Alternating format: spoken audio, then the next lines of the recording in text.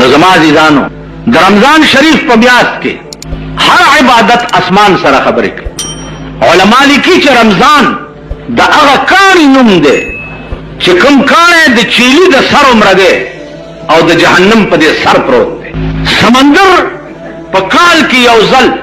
په داسې موج کې راشي چې د دې اراده دای چې دا ټوله دنیا سیلاب کړي، نو الله دا رمضان کاڼی ور مخامخ کی چې ور مخامخ کی یو چس ناری کی او دا رمضان کاڼی ټول سمندر اوچ کی. نو په دې میاشت رمضان نامه الله دې د پاره یې خېدا چې په دې یو لس میاشتو کې دې څومره ګناه کړی، الله د دې میاشتې په برکت ټوله ختم. نو عزیزانو عرض مې داو چې دې میاشتې لا ملا وتړی ختمونه پکې وکړي. امام ابو حنیفه رحمت الله علیه به د رمضان په میاشت کې یو شپېته ختمونه کول، یو شپېته، یو ختم به په تراویح کې کول، یو سپاره به ویل، او یو ثابت ختم به د شپې کول، او یو ثابت ختم به د ورځې کول. سهار نه به تر ماښامه پورې یو قرآن ختم، بیا د تراویح چې وکړي بیا به شروع شو، نو تر سهار بانګه پورې به بل ختم وکړو. 40 کاله د ماسخوتن په اودس د سهار مونځ کړی، 40 کاله من یو ختم هم نشو کړ. هغه جماعت لټو چې چرته امریکنۍ انجن امام ولاړي او ګرسته وباسي، یو ختم نشو کړ. عزیزانو ما 40 کاله ختمونه کړی، د یو شپې ختم ما کړی دی. 8 بجې ماسخوتن هم نیت وتړلو، زمونږ یو استاد خدای دې غریق رحمت کی هغه پسې، او د شپې چې 3:30 بجې شوې نو ورپسې ولاړو، چې 3:30 بجې شوې نو ودوحا ته ورسول. پاو کم 1.5 سپارې په یو رکعت کې ویلې، او باقي پاو په نورو رکعتونو کې ویلې. نو عزیزانو عرض داو چې په دغه ورځو کې د قرآن ختم یو په تراویح کې ډېر ضروری دی. امام حنبل رحمت الله علیه خدای په خوب کې ولیدو، نو تاسو ته وکړو چې یا الله ته په څه شي ډېر خوشالېږي، ته په څه خوشالېږي؟ لکه اوس ما نه ته تاسو کې چې مولا صاحب ته په څه خوشالېږي، مولیانو طبیعت خو درته معلوم دی چې په څه ډېر خوشالي کنه جی. نو داسې هر سړی د خپل شان مناسب په څه نه څه خوشالي، خو بیا په دې نقدو که خیالو کې هر سړی خوشالي. نقدو زمونږ بیړه تباه کړه، زمونږ کورونه وران کړه، عمر له زمونږ کور جهنم کړه، عمر له د نقدو د پاره مونږ په اس ګناه سرپه نه ده، په اس ګناه د نقدو د پاره وګوره په دې ملک کې ګرځه. کم سړی چې پردی خویندې او پردی میندې او پردی لوڼه بل ته سپلای کوي د نقدو د پاره، دا خو عام شی دی. تاسو راشئ وګورئ نن د ملک د هوټلو ډک دی، ټول ملک هوټل شو. په دې هوټلو کې وګوره الکان سپلای کی د نقدو د پاره. هیروین چې د انسانیت دشمن شی دی هغه سپلای کیږي د نقدو د پاره. نو نن زمون عمر لا کور چې هغه جهنم شو، د جنت ته مې مکوای، ما جنتونه نشته. زه چې په کومه زمانه کې اوسېږم نو ما ته د ځان نه والا تر خپنه شي تاسو پورې جنت منت نه ښکاري. ایو لیوانه ما تر اغله ویله بجلیګر مولا ته مالاو تبر ور سره تبر د صادر نروي سوال دا تبر ګوري په دې باندې کېمک کدی د جنت نوم واغسته په دې تبر باندې کېمک. زه ویل ما دې راغر کښه چې په لیوانه نه رښتیا مې ونه ویل په دې تبر مې ټول جنتونه مات کړ، جنت نشتا او نه خلکو ته د جنت تقریر وکي، او په دوزخ کې مې خصي خواله دې اور مې تازه کړی دی، خلک را تیاروا چې راځي. نو ما جنتونه نشته. تاسو په ایمان وای دې ځان ته وګورئ، موږ د انسانیت دشمنان موږ یو محتاج چې وي محتاج او تا ته ودرېږه، محتاج دی او تا ته ودرېږه، او تا د هغه د احتیاج د لرې کولو د وس مطابق کوشش ونه کړو ته به جنت ته ځې. روژه نیسه نو داسې به خر ته هم زه خوله وتړم ټوله ورځ به ګیا نه خوري. تپوس به کوې چې روژې میاشت راله، هسې نه چې څوک ماښامې بې ترکارۍ یا ماښامې بې روژه ماتي ونه کړي. که په محله او په کلي کې یو کور بې روټۍ او بې روژه ماتي پاتې شو، الله به په دا ټول کلی جهنم ته بوځي، دا ټول کلی. زه په زندګۍ کې ودونو مدونو ته نه ځم، که د پلار واده نیم نه ورځم. وجه څه ده؟ وجه دا ده چې یو ځل پېښ شوی وم، یو ځل داسې لین لګېدلی دی د روټۍ، نو یو سر ته مونږ ناست یو لږ داسې دا غوړ غوړ مولیان ناست او لاندې سر ته غریبان ناست. نو ما چې یو لوړی اوچته کا او دویمې ته مې لاس کولو چې د درستخان ته مې رست وکته نو هغه نورو خلکو ته تشې وریجې پرتې وې او زمونږ دې سایډ باندې ډونګې وې او پکې ترکاری او فلان دي. لاس مې ونی ولې جي نور سره وړو مال نه باروټه ختمه شو چې باوت او واده والا ته مې وې چې تاسو خو دې سونه خورم الله دې دغه قرآن کچې دا ته پکې اوسه تا خدای دیخ بنیاد دغه پلار او نیکو بس چې کوم خوار او غریب ناس په یو درستخان هغې ته دې تشې وریجې ایښې او چې دا غوړ غوړ ناس دې ته د ډونګو کې چرګان ایښي تا خدای تباه او برباد. هغه ورځ دا نن ورځ د دې ښار کې خنزیر اوسېږي چې په مخ راشي مخ رانه واړئ. په 50 کاله کې ما دا کار کړی بیا مې وی چې رور او رکوای او د ماښام تا ځان له سره کړي چرګانې ښې دي او په مالت کې د چا خوټ کېدلې پیتیم نشته او نیولې د روژه ده په خدای بټې پر خرڅی چې مار پچې نیو. وی د خلیل تر کعبې دا کعبه بهتر ده د خلیل تر کعبې دا کعبه بهتر ده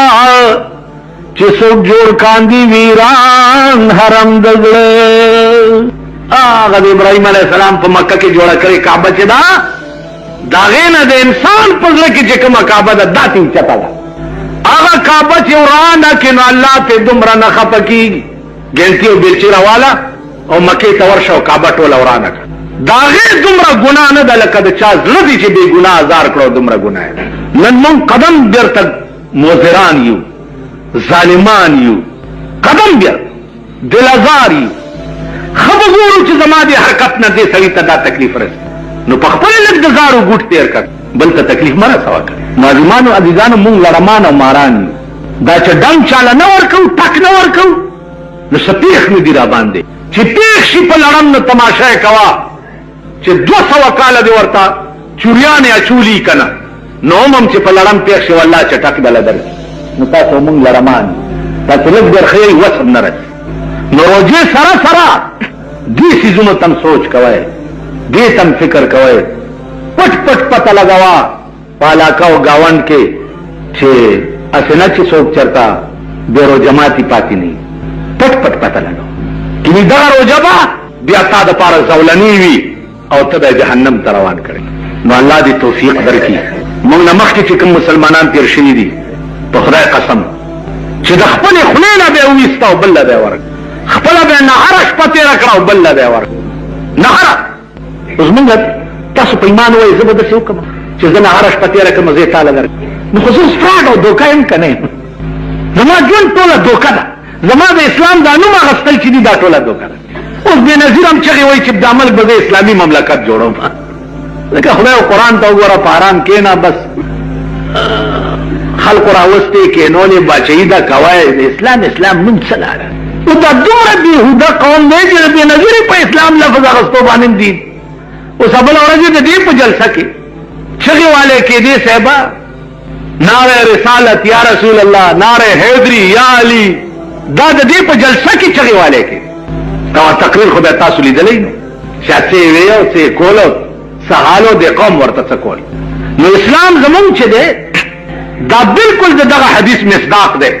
رسول الله صلی الله علیه وسلم فرمایلی دي چې د آخر زمانه اسلام چې دی دار چا په خوله کې به وي د مرۍ نه به ښکته نه وي. نو زمونږ اسلام صرف په خوله کې دی د مرۍ نه ښکته نه دی. نو د خولې اسلام باندې به نه جنت ملاویږي او نه به خدای ملاویږي او نه به رسول ملاویږي. د خولې په اسلام به هېڅ هم نه کېږي. په هغه اسلام به هر څه ملاویږي چې په زړه کې وي او زړونو نه زمونږ اسلام وتی دی زمونږ زړونو کې اسلام نشته. دا زه په دعوې سره وایم او که کوم یو لوی نه لوی میماندار او مسلمان او بزرګ او جنډه پې ولاړه ده ووایي چې زما زړه کې اسلام دی ما سره دې خبرې وکړي. اول ورته ځان ثابتوم چې زما اسلام په خوله کې دی پړه کې نه دی او بیا په ده ته ثابتوم چې پلانې کار دی وګوره پلانې کار دی. دا نه دی چې په ځان جنډې ودرولي دي او خلق ته نه ډېر چاپېري او لاسونه یې څپوي د دوی ټول خوراک پلیت او مردار او حرام دی. د جوارۍ پیسې په شکرانو کې دوی ته پیش کېږي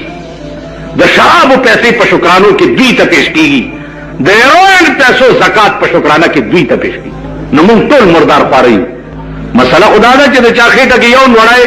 د حرامو پرته یي د هغه 40 ورځې لمونځ نه کېږي یو نوړی او چې چا ټوله خېټه د آرام وډکې منځونه ماما نشته، هغه د لیوني کار دی. په دې تبر باندې کې مکم کا بیا دې د جنت نوم اغسته. نو دا لیونی خبره مې په دې اړه لیکلې او دا شعر مې وې چې د خدای په لوی کرم بکیږي په عقل ګرانه د زما د آشنا مینا، کله خدای مهرباني وي خو څه به ربم پار شي، او که په عقل وي او په قانون وي نو قانون په ذات کې مونږ یو، قانون به مونږ جنت لو ته نه پریږدي. په دې روزه کې خله قابو کوي. څنګه روزه چې په خوراک سکاک ماتيږي، دا سه روزه چې د بل د پاره کوی کني او د بل شیطانت کې او بل پسې بد وې په دې روزه ماتي. جناب دې خبر پوهیږي د بعض ائمه دا مذهب دی چې د چا غیبت یو کې په دې روزه ماتي. نو غیبتونو نه ځان ساتي. امام حنبل خدای ته وي ته په څه خوشاليږي یا الله؟ نو الله ورته چې حنبلا زما د خوشاله لوی شی چې تلاوت القرآن دی. څوک چې قرآن ډېر لولي زه په ډېر خوشالېږم. په دې روزه کې چې ګاریې ټوله ورځ قرآن لولای، الله دې توفیق درکړي. باقي روزه په سماتيږي او په سنماتيږي یو لوی خبره ده چې هغه دنیا په مصیبت گرفتار ده، او بل دا چې د روزه دا بعضي مسلې ګوره هر مولا پويږي نه، هر چا نه تاسو مکوئ دې لپاره خاص خلقي او تاسو به د خاص خلقو نه کوئ. د علماء دیوبند دا فتوا ده او مولانا شبیر په دې کې مستقله رساله لیکلې ده چې پروژه کې سړی ستنو وای نو روزه ته نه ماتي. ستنوال په مټ کې یا په پتون کې په دې روزه نه ماتي. روزه په هر غشي ماتيږي چې هغه جوف د دماغ او جوف د خېټې ته معدې ته رسي، په هغه روزه ماتيږي. چې کوم هغه مستقر د جوف ته کوم شی نه رسي په هغه روزه نه ماتيږي. د انجکشن دوايي په وخت کې سرایت کوي او جوف د معدې ته نه رسي او جوف د دماغ ته نه رسي. تاسو خیال لرئ؟ نو انجکشن والو باندې روزه نه ماتيږي. دنیا مليان به درته وایي دارو پکې دلته لاړل څنګه روزه ماته نشي، وای نشتا او کډېره تنګولې دې مړې نه وي سه په ولا کې وګورځو، وای مولا ته پکې نشته پارام کې. بنیادی خبره ما تاسو ته عرض کړم چې په هیڅ انجکشن روزه نه ماتيږي. دا تحقیق چې علماء دیوبند کولو او دا فتوا ورکوله، نو د دنیا ډاکټرانو او ماهرین را جمع کړي او دا ریسرچ وکړو چې د ستنې دارو کم ځای ته ځي. نو هغه تحقیق نه بعد بیا فتوا ورکړه چې اوس په دې روزه نه ماتي. د دیوبند علماو چرې جوګت نه دی ویشته. کته وای چې ستنې دارو د نه لاړ نو په روزه کې چې سړی ولامبي نو د ویښتو د بیخ کې سورې دی کنه دی؟ ها؟ د بدن د ویښتو بیخ کې سوري دي. نو په دې سورو کې چې وبدنه بدن تلاری شین په کار داده چې روزه ماته شي. سترګو کې دارو اچولو باندې روزه نه ماتيږي. غوږ کې دارو اچولو باندې روزه ماتيږي، ځکه د غوږ کنیکشن چې دی هغه د جوف د دماغ سره دی، د سترګو کنیکشن ور سره نشته. استنجا چې کوي د لوی او دسماتي ځای چې وینځي نو ډېر بکولاو نه کینی، کلام دی نه وبدنه نه لاړې نو دا غي تعلق هم جوف د معدې سره دی، بیان ته روزه ماتيږي. خیال مرا باز سعودي غونې سړی کنه بس خو لګیای نو دی وجنا دا دود څو باتای شي دا اگر باتای د ورځې بازي دکانداران ځان ته لګي کوي. د دې دا لګي چې سپېګمو کې لار شي په دې روزه ماتيږي، ځکه چې د سپېګمو کې دارو اچولو سره روزه ماتيږي. د دې تعلق هم جوف د دماغ سره دی. سپېلنی لګي کول ځان ته وغه لوګي چلاش. اوس تاسو بداوي چې دا خدي چې پخلې کوي او شنه لرګي وي او پوکي ورکي او لګي پکو پوزا کې نه نوځي کنه کټوای پخې یا روټای پخې، قربان د شریعت نشي. خزه معاف کړی دي چې که خزه روټای پخې روټای یا کټوای پخې او داغه پس پیګمو کې لوګي نه وته روټای روزه نه ماتيږي، ځکه هغه عذر دی. یا د بازي خزه میړه چې د کلنکار بچي مالګه کما دا مالګه زیاته دا مرچکه د سي دی او پلانې دی دا باندې سره بار ګډړي کور کې خزل ازمري خیر اوس ټول سړي ګډړان دي کخې اوس خزې ازمري لاړې د مامای بنای کړی اوس خزې بدا چې سوري ګرځي لکاس په هغه زمانه لاړې وای و دن گئے جو خلیل خان فاختہ اڑایا کرتے تھے چې خزو بستاول کم منلو هغه زمانه لاړې. کلو کې غرونو کې باز سړی ناړي دې مالګه کما زیاته باندې جګړه کوي. اسلام دا اجازه تم کړی دی چې د ماخامي پټین کې کټوای په خی خزا نو هغه تلک سکلم په جبر روادي خو بیا به زر توکي چې مالګه کم زیات نشي سکلم ورته روادي تاسو خیال نو تکلیف مالا یطاق په اسلام کې نشتا کم شي چې ستا د وس نه بار دی هغه اسلام پتا ضروری کړی نه دی یو سړی د داسې بیمار شو 104 105 106 ټمپریچر دی او هغه ډاون کیږي نه به د دوايانو نه اوس مليان ورته وایي چې نه ترغه بروجه نه ماته کې تر څو زمکه او اسمان پیژني نو په ایمان وایي چې د زمکه او اسمان پیژندل فریدي نو دی به مړی کې ژوند دی خو مړ به کنه چې زمکه او اسمان پیژني ترغه روجه ما ماته نه ایماندار او نیک ډاکټر چې خپل روجدار وي او هغه درته وایي چې بچیا کا روجه دې ماته نکړه نو نور خرابېږي نو داغه په وینا به ټیک روجه ماته کې چې جوړ شي روجه نه پس به دا روجه بیا ودی تاسو خیال را چې زمکه اسمان پیژنې او زمکه اسمان فرق کولای شي نو روجه به نه خوري دام زمونږه د بې علمه خبرې دي عزیزانو دې ته هم لږ سوچ کوئ کم شي چې ستا د وشنه باري ستا په زړه خدای پوهې دی چې د روجې متعلق واورئ حضرت معاویه رضی الله تعالی عنہ یو ورځ موز نه پاتې شو چې موز نه سار جمع نه پاتې شو نو ټول ورځ په جړا تیر کړ چې سار جمع را نه قضا نو الله ملائکو ته حکم وکړ چې معاویه ته یو په 15 زیات ثواب ولي د په جمع پسې وجړل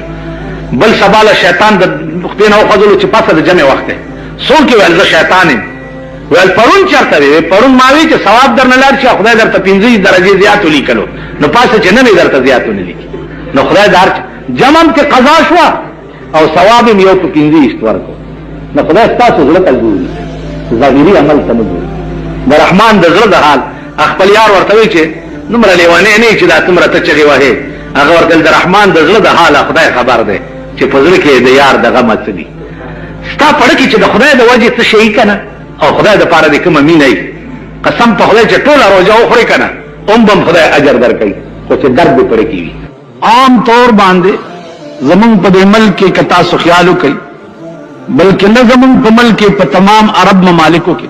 خاص طور باندې په مکه معظمه کې او په مدینه منوره کې شل رکعات تراوی بعض حضرات تی زمون په دې ملک یا نور ملکونو کې چې اغي اتر رکعات تراوی منشا د اختلاف څه شه اسی په خبرو خو په ویږي امید ده وای خلق یې ځکه چې ټول عمر الیکشن هم کړی دي دا لیډر مزاج خلق چې په خبره ډېر خپوي د جناب رسول الله صلی الله علیه وسلم نا تراوی په جمع باندې صرف دریش په منقول دي روایت د تراوی چې دي هغه د اتو رکعاتم شتا او د شلم شتا او د سلويختم شتا لن درتوین چې دریش په رسول الله صلی الله علیه وسلم تراوی صحابه او ته جمع وکړي او په سلورم شپه صحابه په انتظار ناستو او حضور علیہ السلام ورته راونور سباله صحابه او تپوس کو چې یا رسول الله موږ بیګا انتظار کولو تاسو تراو تراونوت حضور علیہ السلام فرمایل چې کنن شپم زراوته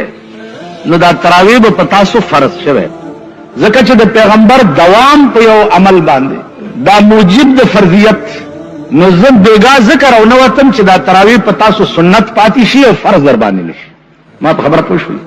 بل خبره دا ده چې د حضور علیہ السلام دور خو په دې رنگ باندې تیر شي د ابوبکر صدیق رضی الله تعالی عنہ دور خلافت شو هغه هم په دې رنگ باندې د عمر فاروق په دور کې چې روزه رااله نو صحابه ټول په مسجد نبوي کې جمع شو او عمر فاروق انتخاب د هغه امام وکړو چې چاته قران ډیر یاد هغه د مخکشي او شل رکعات تراوی دي د عمر فاروق تمام دور خلافت چې ده هغه په شل رکعات تراوی باندې تیر شو اوس زمون په دې ملک کوم حضرات چې د اتو رکعات قائل دي نو اغي داوي چې د پیغمبر عمل د اتو رکعات او د شلو عمل چې ده د عمر فاروق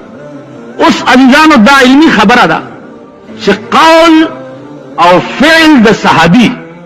دا په باب د مالا یو قلو کې محمول وي په سما باندې صحابي شر د ځانه کار نه کوي شر ځکه چې صحابه ټول معیار د حق دي دا نن چې تاسو د قران ختم وکړو یا قران ته د خدای کلام وایي یا ځان ته مسلمانان وایي دا ټول د صحابه برکت ځکه چې صحابه چې دا د پیغمبر نه برای راست اخذ کون کیو د دین برای راست اخذ کون کیو د قران برای راست اخذ کوونکي افعال اقوال اطوار د پیغمبر